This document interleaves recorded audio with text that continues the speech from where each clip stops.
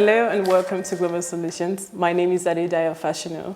Global Solutions is a show where I discuss with global leaders about the solutions to various issues affecting us today in the world. Today we have a very special guest with us. He is the former and the fourth president of the United Republic of Tanzania. His Excellency, Mr. Jakaya Kikwete. You're welcome, sir. Thank you. Thank you for having me here. Yes, it's an honor. And we are at the 41st World Scouts Conference in Baku, Azerbaijan, where you're going to be giving the keynotes at the opening of the event. And so, and you also, your accomplishment really, when when I've gotten to learn about you, is very impressive. I mean, you have like 10 honorary doctorates from various institutions globally. And you also, even within Tanzania, most of the public schools, public universities have given you honorary degrees as well. And I mean, that just goes to show how, I guess, intelligent you are and your leadership skills as well. And most of this, we must note, has been due to your contribution to various things in democracy and peace and health and education. So let's talk about education, the work you've done in Tanzania when you were the president, and also the scouting movement as well. The Scouts being the leading non-formal education movement, youth movement in the world. And how do you think, what do you have to say about the Scout movement and why that platform is important for young people today? Of course,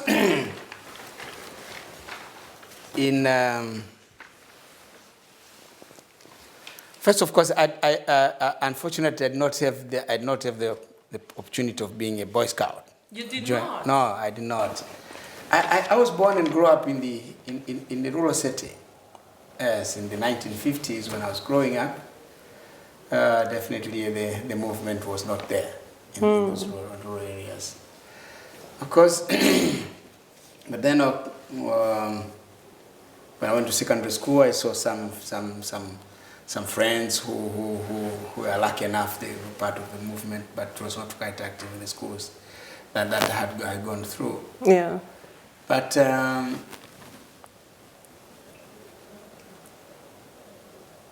then for my four sons, yeah, are very active members of the Scouts movement. They've been to camps in the country, outside the country, and I remember some of the problems I had when I was president with our security people is when these boys go out to camps. Through the Boy Scouts. Yes, through the Boy Scouts. They said, what about their security and so on. I said, yeah, their security is your business. Of course. They would always make arrangements for them also to be around to see that nothing goes wrong. But they've been quite active, and I've been encouraging them. But also, in our structure, the president is patron of the National Scouts Association. So in the 10 years I've been president, I've been quite active with the National Scouts Association, talking to them, discussing with them, working with them on the plans to expand the movement, on the things that they wanted the government to assist. So that's how I got deeply involved with the activities of the National Scouts Association and the Global Scouts movement. So through that, that's how I've been. Yeah. To me, the Scouts movement is a useful thing.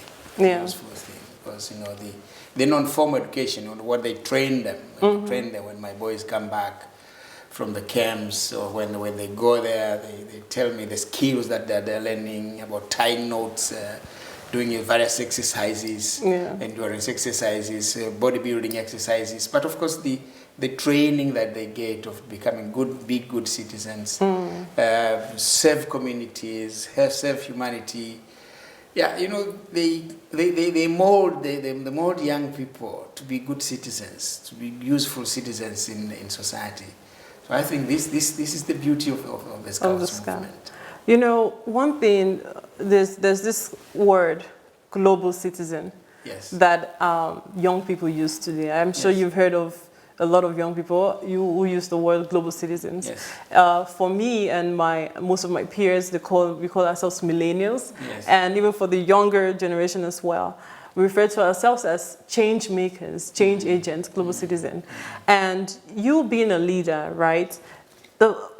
How do you think that, you know, so much is happening in the world in terms of lack of leadership in government, you know, to the point where young people feel like they sort of have to cater for themselves.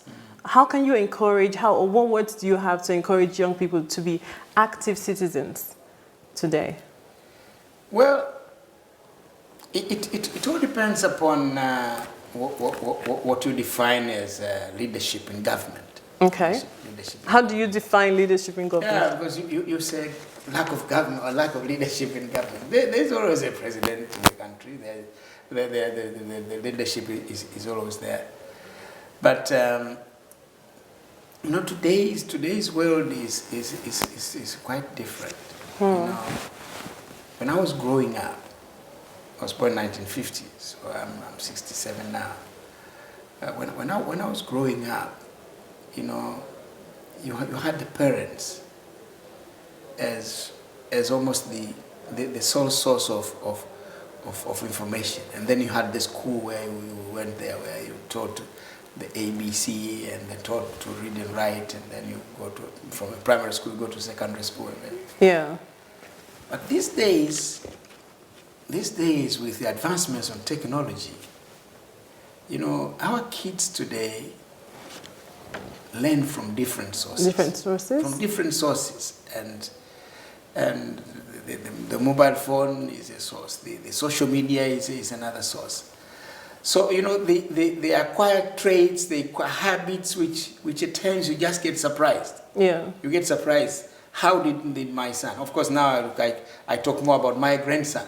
How did my son learn this? Where did he get it? Oh no, he's so busy when he comes there. When one of my grandsons, when they come home, the first thing they need is my mobile phone. And when they take it, they navigate through to the games. Something which I can't. I'm the one who is owning that. But they know better. They know it better. And they're only 4 years old. So I think today really the nurturing of young people is multifaceted. It's multifaceted. Because even governments complain that no, this is not the young people that we wanted them to do. They will go there and acquire certain traits. They go into drugs. They go into this one. All these are things which certainly you cannot really blame the governments as not being there. It's only that we are in a world that you know it needs reinventing. But of course, many of governments definitely are doing a lot. They're investing a lot in the education of the young people. Okay. That's what governments really do. I don't know of any government that is not investing in the education of its young people. But that's the biggest contribution that governments are doing. So, but how can, you know, young people get the government to then pay attention to them? Well, of course, there are many ways. One, of course, they have to be organized. You know, the government. So young people have to be organized. They have to be organized. You know, the government cannot listen to every young people on the streets. There are just too many. You know? Okay. Yes. Well, 63% of the population of Tanzania is young people. In a country of 50 million people, you're talking of close to 30, 40 million of young people. You can't listen to all of them. They have to be organized. So in the organizations, youth organizations, and the Scouts movement is one of those areas where when they are in these kind of organizations, they discuss the issues and then have them presented. Then that's good. They can form youth organizations and so on of their own. So that's the best way. And invariably, in many countries, the youth organizations are there. The Boy Scouts and Girl Guides are there. So they just let them use this fora to really put their messages across. And of course, these days, the social media, they can also use that one to put their messages across. Many leaders read. But do the leaders listen? Of course they do. Young people mobilize themselves. I mean, you see a lot of that. I mean, from even a lot of the political things that have happened, you know, from Egypt and Libya and all that, you know, they mobilize themselves. It brings, but how do the leaders? Okay, let me say this. During your presidency, how did you engage young people, or how did you engage with young people? So compare when you were the president and now post-presidency. How have you engaged? How did you engage them, and how are you engaging young people now? Of course, look here. For example, in our structure, Tanzania, of course, we have in our party we have the Youth League. Yeah. Very strong movement, because I also grew up in this movement. Okay. And then they discuss issues, not only related to party interests, party winning elections, but they discuss issues of concern to young people, and they present them to me, to the leadership of the party, and to me as president. But also I was quite active. I've always been meeting the leaders of the students' organizations. Yes, at least I've been quite active in that regard. I meet them, talk to them. So I've been listening. Of course, we also have the National Youth Council. They would sit down, discuss, and present the ideas to us. So I say that we have forums where young people can sit down, discuss, and present their views and ideas. Okay, this is something that happens, you know, a lot. Yes. Lately, young people attend all these forums, attend all these, you know, avenues to get their voices at the table. But my biggest question, or my biggest issue with that, is follow-up. What happens after these conversations have been had? You know, because you find a lot of organizations today, they hold conferences, and they're like, you know, we want to engage with young people. But then what happens afterwards? What's the action that happens for where it becomes effective? Not just come and we're talking with you, but there's a follow-up to the issues. Well, of course, I can. It all depends. Of follow-up is the responsibility of those who are attending that forum. Okay. You go to a forum, you have resolutions, then follow up on those resolutions. So if you don't follow up on those resolutions, you don't blame anybody. It is you who is to blame.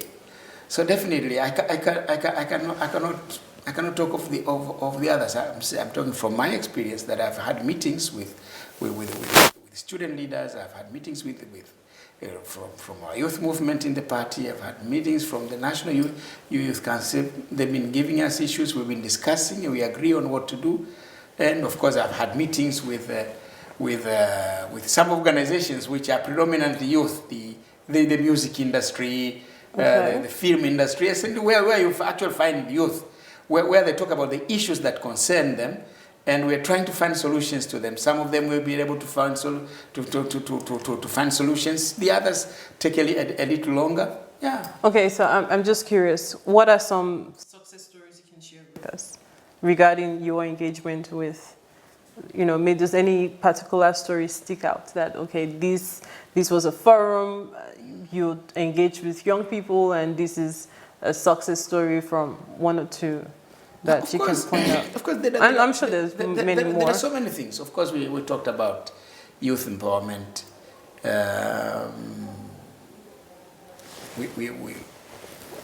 I made a commitment to youth empowerment during my time. I gave responsibility to many young people. Some of them have just finished university. I made them district commissioners, and they never let me down. They never let me down. I took a lot of risk, giving position to young people. You know, because I grew up that way. I grew up that way. The founding fathers just gave me responsibility at a very tender age, which made me believe that young people can do. The only thing they need is just give them the opportunity. And I've done that. In government, we have young people. We have addressed some of the issues that concern most students. It's about student loans and so on. We increased the student loan for. We tried to address some of the challenges to the systems. We did not finish all of them, but I'm sure my successor now is continuing to work on them. We looked at youth in the youth in the music industry, how they are being shortchanged by the recording companies and so on. So you know there are so many issues that we have really addressed which are of interest to young people.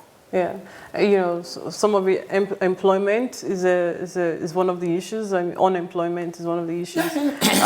Okay, so let's talk about Africa.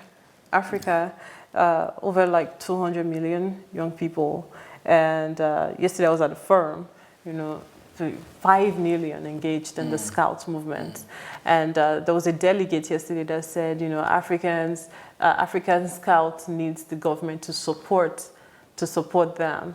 How regarding the Scouts movement in Africa, right, and the blooming population of youth in the continent, you know, what do you have to say about, first of all, what are the positives, what are the advantages of having a youth population? Like, I mean, Africa's rising youth population, it keeps rising. What is the positive of that, the advantage of that? Africa right now, the estimate is 226 million young people. There will be 320 by 2030. There will be 1 billion by 2050. So that's a huge number. Yeah. Those are the numbers. Yeah. Those are the projections. Well, young people are an asset now and in future. Okay. They're an asset now and future. Of course, they are a challenge in the sense that you have got to invest in preparing them. Yeah. Preparing them to be productive citizens. And that's where we invest in education. If you get quality, if they have access to quality education, then you have an effective workforce. Yeah. Whether in employment or in self-employment, that's critical. That's why the challenge that we have is to invest in the education. And of course, when you have the Scouts movement also is the non-formal education, which also empowers they build confidence, they become good citizens and so on. So the first thing is invest in the education, which I'm sure governments are doing, and the Scouts movement is also contributing to that. And then of course they need jobs, they need job opportunities, they need self-employment, and the answer to this one is growing the economy, because you can't create jobs when the economy does not grow. Okay. So when you have sound economic policies which are going to promote growth and development in the country, that's how you create jobs for the young people. So this is what I can really say. And what's your take on entrepreneurship?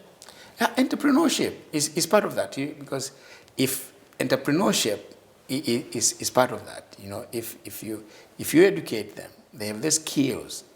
They have the skills that are required by the job market. Yeah. Yes. They also can have the skills to do self-employment. So that is where now entrepreneurship is important. Entrepreneurial training in entrepreneurship skills, but also creating the venture funds that these young people can have access to when they want to do self-employment. Okay, so for respective National Scouts organizations, how generally, if you listen to what the delegate was saying yesterday at the forum, for instance, how African scouts require the government to be much more involved in the scout movement. From what you know with different countries, African countries, what's the status there? How involved are the government with the scout movement, and how do you think they can do better? Well, I cannot supposed to talk about of other governments, but in the case of Tanzania, okay, the president is the patron of the National Scouts. The president is the what? Is the patron, okay, of the National Scouts organization. The Minister of Education is the president of the National Scout organization. So you have full involvement of the government in the development of the scout movement in the country. So I don't know what the structure in other countries are. I'm sure the issues that the others are raising may not be raised by our National Scouts Association, because there is close cooperation between the government and the National Scouts Association, and therefore the government is deeply involved in the development of the National Scouts Organization. He was there when the Minister of Education said they've given instructions now to all schools to make sure that they factor properly development of scouts in schools. Okay. So you have these things. So every country is different. Okay, I could see that, and I guess I could also see the frustration that could warrant some other organizations, other countries, if the government is not heavily involved as it is in Tanzania. I thought maybe you will have some idea. No. I've been running Tanzania, not other countries. Okay. I don't want to venture into that. Okay, that's fair. Yes. Let's talk about global, right? On a global scale. You have this keynotes coming up. Yes. Maybe given in a few hours. Yes. And also, from when you think about young people today in today's times, what's one message that stands out to you that you want to communicate to young people? Communicate to young people, what message? One, they should take formal education seriously. That's one message, because it prepares them for being proactive members of the society. That's one. And how do you define to what extent of the formal education? Because you have people who go to universities and come out and still looking for a job. I mean, you have graduates who carry the certificates everywhere and still can't find jobs. So today, I know there are a lot of people who are like, college is not the way. It's not the way anymore. So when you say to take education, formal education seriously, to what extent? Unemployment is everywhere in the world. And not because there is unemployment, then we close the universities, because those who have gone through the universities and schools are not yet employed. We'll continue to. As I was saying, these are two sets, maybe, of course, two issues. Okay. You have issue of education, which should not stop, because even at the moment, in the world, there are 261 million young children and young people who are out of school. 130 million of these are in Africa. So we have this task, and these are the people who are really who are in the age group of the Boy Scouts and Girl Guides. So we have to continue to educate them, not because there is unemployment. There is unemployment in Spain, 40%. 30% in some of these countries. There is unemployment in the US. Everywhere there is unemployment, but people don't stop education because there is unemployment. The thing that we do is that's what I was saying. The thing here is we deal with the economic growth and development, so that you continue to grow the economy, so that you'll be able to absorb the population. Full employment may be difficult to be attained. Full employment may be difficult to be attained. What you do is continue to reduce the unemployment, but also train these young people to become entrepreneurs, so that they become creative. They think about what they want to do. Mentor them, but at the same time, create the possibilities of them to access finance. Accessing finance has been one of the key challenges, which we in Tanzania have been facing, everywhere else is facing. I tried to create a financing facility, but I think it was not done well. We spent a lot of money, but the results were not good. So we really have got to continue to do that. I mean, it just seems like, I guess we can go on and on, Yes. you know, because it seems like when you talk about young people and the issues that they deal with from different, I guess from different nations, just a global issue with global issues that are affecting young people today. It's like the issues are unending, you know.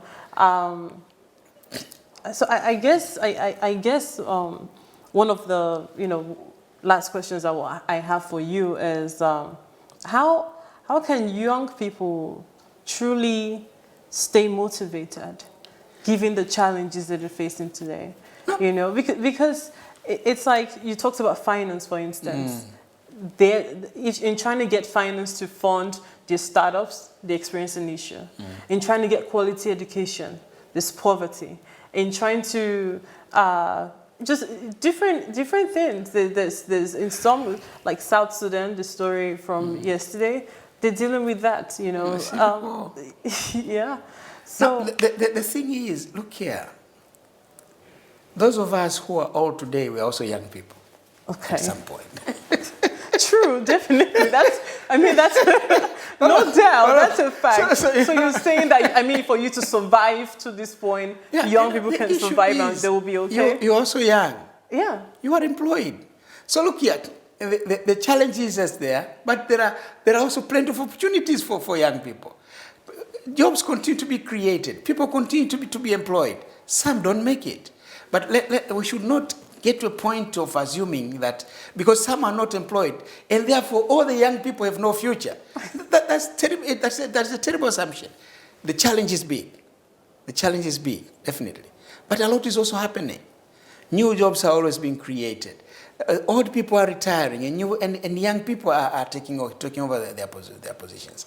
So it's really a combination of a number of issues. But don't just go there in the streets. You find someone who is unemployed. They said, "Oh, this is a hopeless world. Everybody is unemployed." Well, there are so many who are also getting jobs. There are many also who don't have jobs. So really, we have got to continue to work, continue to train these young people to be able to. One of the challenges we have is our young men and women getting the education that is needed by the job market. That's another challenge. The skills to match. Yes. How do we really structure our education to be able to meet the needs of it? We have so many people. People graduate with a degree in history and geography. Who needs who needs to employ that? Some people just graduate with a degree in sociology, and if who did? Some go there and graduate with a degree in international relations. Their employer is only the Ministry of Foreign Affairs. So it's again the tailoring our education to be able to meet the needs of the job market is another factor. But also how do we build capacities so that our young people can come out and become entrepreneurs of their own. So how do we train them? How do we mentor them? How do we support them? So there are a number of issues. I'm saying that not everything has been lost. We should not create an impression as if nothing is really happening with young people. As I said, there are so many who are also getting employed, but the employment opportunities we have not reached to a point where the employment opportunities can absorb all the young people. That's why we have unemployment all over the world. Yeah. We have to continue to work. Give the people, young people, the education and skills that is needed by the job market. Give them the education and skills that they can self-employ themselves. Create the facilities that after they have decided to be self-employed, they can access the financing and resources so that they can also be there. So there are a number of issues. We should not simplify that because there is this and then things are so bad. I agree to you. Yes. So I know I said that was my last question. Okay, so we're at this, we're in Baku, the Scout conference, and you're here. What is given the platform of the Scouts, I see it as a solution, right? The Scouts movement is a solution, is one of the solutions to helping build and raise young leaders, and and the theme for this is together for positive change. So for the Scouts movement, and why was it important for you to be here today to give this keynote? I don't know. I've been invited. Ask the Secretary General. Ask the Secretary General. He wrote to me. He invited me to come here and give a keynote address. That's all. So ask them, why did they invite me? Okay. So, but I mean, I'm thinking there must have maybe, for you personally, was there anything? I did not ask. I did not ask to be invited. They invited me. In fact, when I got the invitation, I met him, I asked him, so what do you want me to do there? Okay, maybe that would be a question for them. But but so far, I read up about your work and everything that you've done in Tanzania, and you're one of the very prominent leaders that have governed a nation in Africa. So maybe that's what motivated. I also don't know. Yeah, I mean, you have a good record behind you, so definitely that's okay. Yeah. Well, I want to thank you. Thank you for your time. Thank you, Your Excellency. And how do you say thank you in Swahili? Asante sana. Asante sana. And there it is for this episode of Global Solutions. Till we see you again. Thank you for watching.